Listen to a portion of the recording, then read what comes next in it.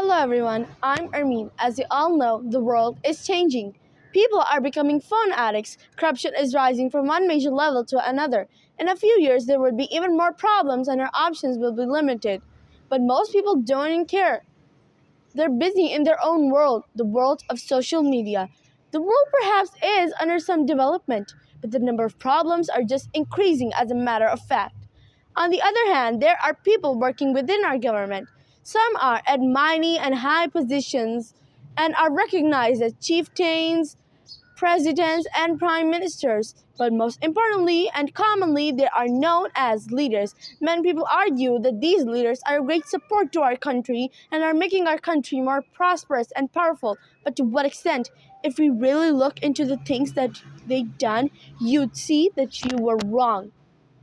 No doubt about it. In this era of selfishness, everyone is only thinking about themselves and their own rights without looking into the rights of others. A leader is the one who knows the way, who goes the way, who shows the way, John Maxwell once said. Remember, change starts with you. If you want others to listen to you, you must listen to them first. And you don't need a title to be a leader.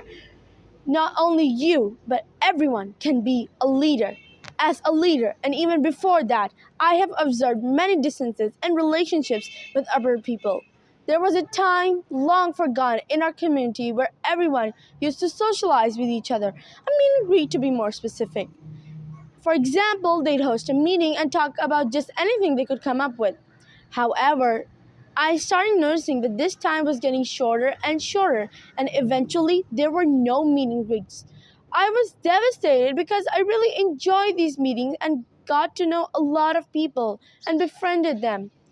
They still looked at me with a smile on their faces, but I could still see the true hatred and enmity they had for each other, even behind their smiling faces. But nowadays, people have become more competitive. Rivals start to emerge out of nowhere, and sure enough, just as I expected, these rivals turned into bitter enemies. I thought this had to change. People had to become more friendlier and happier.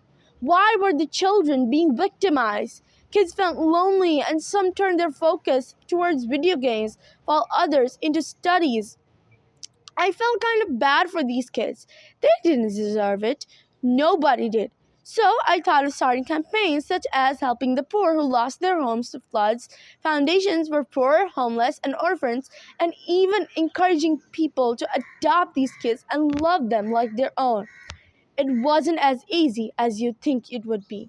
Many tried to get in the way, and many were on the verge of succession. I faced a lot of trouble, hurdles, and even false accusations of fake campaigns. I was just about to give up when I heard the words, "Who said it would be easy?" I further made a decision not to give up, not when I reached this far. I promised that I'd reach my goal no matter what it took, and I wouldn't let anyone get in my way. Nobody could stop me from ending this madness once and for all. And so I did. They finally learned the lesson together is better. So, dear fellows, never give up on something that you want to accomplish. It may not seem easy at the start, but if you have the strength to believe in yourself, you can overcome anything. Also, leaders are just ordinary people in the beginning.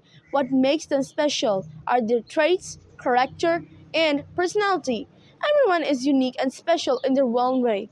Everyone also has a weakness. However, if we join together, we can become more powerful and overcome anything. Unite we stand, divide we fall. Thank you.